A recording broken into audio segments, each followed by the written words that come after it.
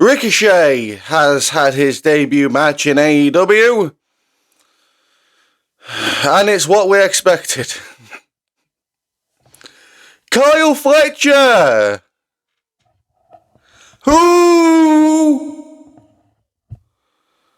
he is their Dolph Ziggler. He is someone that AEW does love to throw out there to be a losing man to either somebody that's just won a championship or a debuting wrestler.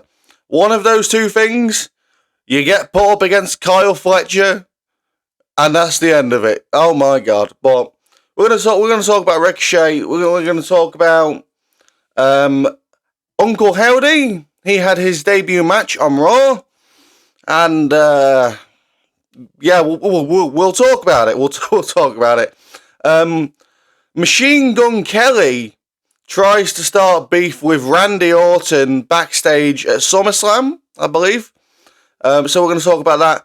Rikishi's decided to open his mouth and make himself look very, very, very, very, very stupid. I don't believe he's playing a character or anything like that. Rikishi is, we're going to get to that.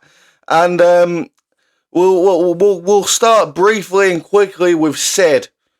Sid Justice, Sid Vicious, Psycho Sid, whatever you want to call him, unfortunately passed away of cancer. There was a lot of controversy surrounding Sean Ross Sapp, but that's all trivial nonsense. I don't care. What I do care about is discussing Sid quick now. I'm not going to pretend I have tons of memories of Sid. By the time I started watching, he was long gone. However, there was one time where I did see Sid when he came out, and I believe he had a match with Heath Slater. Yeah, I think it was a quick squash from what I remember. But that's really the only memory I have of Sid. Apart from that, obviously we know the you're half a man than I am, and I have half a brain than you do. And can we do that again? Well, no, we're live, pal. We've had some great moments from Sid, so rest in peace, Sid. And now that that's out of the way, we'll move on. Rikishi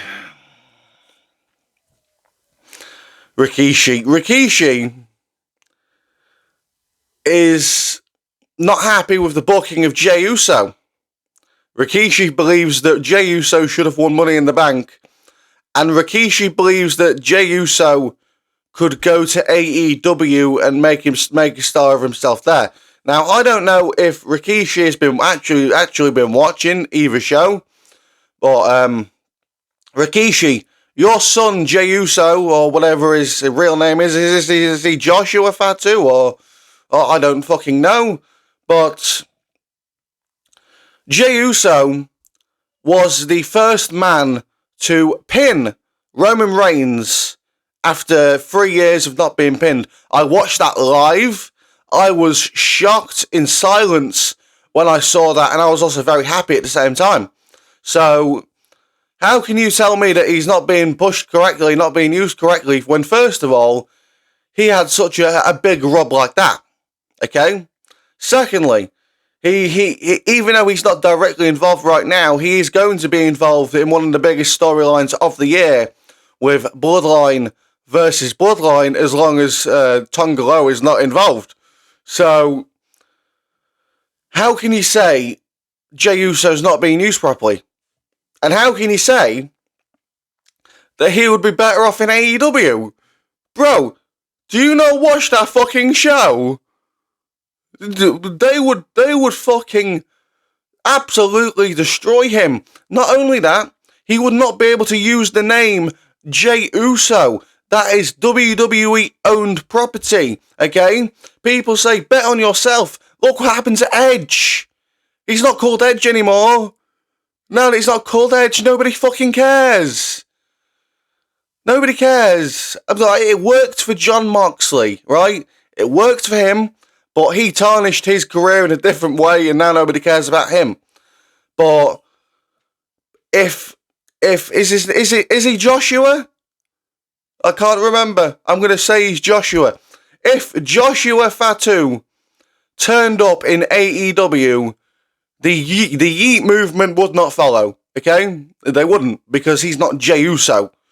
Jey Uso is the name.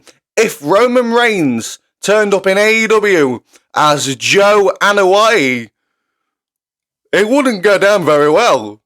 No matter how big of a name he is right now, if he turned up as Joe Anoa'i, nobody would give a shit. Because he's not Roman Reigns. The name value matters. And I've been saying this for quite some time. Nobody listened to me. Oh, Adam Copeland will be fine. Sure. Where is he now? He couldn't even draw 700k most of the time. He couldn't even draw 800k most of the time. And he's Edge, but he's not Edge, and that's the problem. If Jey Uso went to AEW, he would not be Jey Uso. That would be a problem. And Rikishi, you should know all these things. Why am I, a fan, more knowledgeable than you? Please tell me. If Joshua Fatu turned up in AEW, his career would sink from there, okay? Jey Uso is fine where he is. He's fine doing what he's doing. He doesn't need to win a championship right now because he's going to be busy with other things in the near future. Excuse me. Once those other things are finished, then you can say, right, it's time to win a championship. Until that's done and out of the way, shut the fuck up. I'm sorry I've had to talk to you like this, Rikishi, but your takes are absolutely ridiculous. And I can't sit by and listen to the bullshit that you're spewing. Shut up. Next, we'll talk about Uncle Howdy. So, it wasn't as good as the six-man tag, obviously. One factor I noticed was very distracting was his hair. He needs to do something about that hair because it was very, very distracting. That's all I'm going to say. The match in itself, without the hair, felt like a standard Raw match. Now, that isn't an insult. That's actually a compliment because when you take a gimmick like Uncle Howdy and you get that gimmick to have a standard average Raw match, that shows that this gimmick works in wrestling. Does it not? Does it not? Because The Fiend couldn't have an average Raw match, could he? Bray as the 5-5 Funhouse jumper wearing guy couldn't have an average Raw match. Right? So, I think we're going somewhere. I think we are going to a point now where, yeah, you can poke holes in it, sure. But calling it supernatural, saying it doesn't work in wrestling, that argument is now officially, and I hate to use the echo for a second time, but dead. Uncle Howdy works within wrestling. Everyone who said that I was wrong, fuck you. It was an okay match. It was alright. It was alright. It wasn't great. It wasn't the best, but it worked for what it was. Okay, Bo had not had a match for 5 years up until that point, so we can say that. Yeah, I mean, let him off on that one. And the hair, man. Oh, sort that out because it is incredibly distracting. Incredibly distracting. Randy Orton and Machine Gun Kelly. So, I don't have the full details to hand. I don't know. I don't have all the conversations or whatever. I'm just going to tell you in a brief summary that Machine Gun Kelly tried to start beef with Randy Orton backstage at SummerSlam. That is the brief summary. Now, I believe it's something to do with Randy Orton said something about Machine Gun Kelly years ago. Machine Gun Kelly then says, fuck you, Randy Orton, or something backstage. I don't know. I don't really care that much about about Machine Gun dress wearer is a fucking weirdo. But all I'm going to say is don't invite Machine Gun Kelly back to a WWE event. That's all I'm going to say. He did well with the Kevin Owens thing many, many years ago when Kevin Owens powerbombed him off the stage. But that's before he got his arsehole absolutely shredded by Eminem. Since then, he's become a bit of a weird guy. So, don't invite Machine Gun Kelly back. That's all I'm going to say. Fuck the guy. He doesn't offer anything in 2024. He doesn't offer anything. Back in my day, yes, he offered something. These days, no. He doesn't offer anything. He's a weird guy. That's all I can say about Machine Gun Kelly. Weird guy, not for me. Keep him away from WWE because clearly he has no respect for anyone. And Logan Paul, keep your friends away if they don't respect the wrestling industry. Fuck Machine Gun Kelly. Keep him away. Finally, we'll talk about Ricochet. We'll talk about the match he had with Kyle Fletcher. We're going for a third one. Who? A third echo in one video. Oh my god, I'm overusing it. You're being spoiled. I need a haircut. Kyle Fletcher. Nobody fucking cares, man. The crowd. Trust me, right? I struggled to pay attention to this match, and I only watched 9 minutes of it, which I believe it was 9 minutes, on AEW's YouTube channel. That's where I watched it, okay? Because I can't watch the full show of AEW until a Friday. So, I watched the 9 minutes of it, and I got very bored. I started to stray away from my screen and focus on other things, which is a bad sign.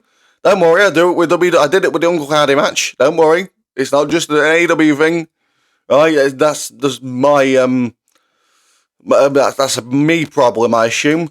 But the crowd didn't seem to give a shit. The commentary, oh my god, Excalibur has to be one of the most uninteresting, boring people I've ever fucking heard in my life. And I had to deal with heel Michael Cole. I had to deal with PG Jerry Lawler, right? I had to deal with SmackDown's Booker T. My fave five. Every fucking person on that roster was in his fave five, right? No. But I'm going off topic. This match was mid. It was mid. I believe it was designed to showcase what Ricochet can do. And it didn't really do that. It didn't really do anything for anyone, to be honest. Apart from continue to damage Kyle Fletcher. Who? Continue to damage Kyle Fletcher. And show everyone that AEW doesn't know what the fuck they're doing. I would have put a microphone in this man's hand, sent him out there, and to give a mission statement or some sort of reasoning as to why he's in AEW instead of, oh, Ricochet's all elite. Oh, he's going to have a match. Oh, my days. We're the best wrestle. Who cares? And not only that, Ricochet has been online arguing with fans. Now, look, I'm not actually going to shit on Ricochet for that because I actually somewhat understood where Ricochet was coming from, okay? He's going at people because people are saying, oh, you was the speed champion. And he's saying, why is being a champion bad? Right? Which is correct, in a way.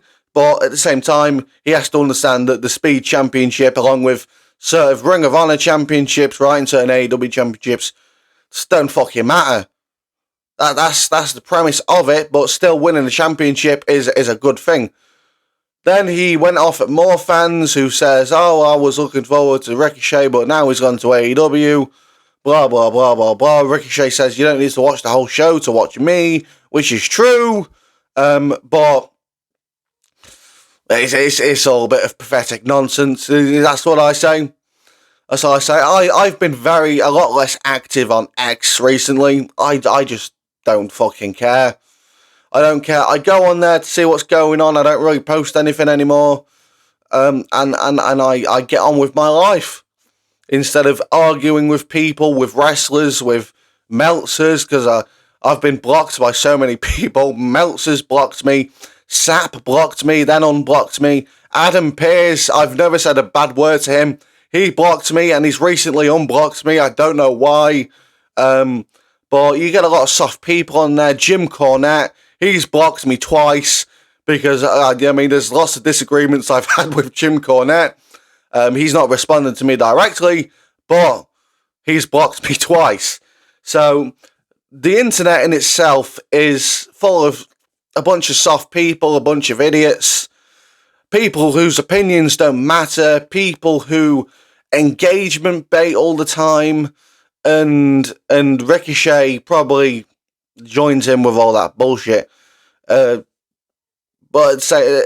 back to the topic, Ricochet's first match in AEW, meh.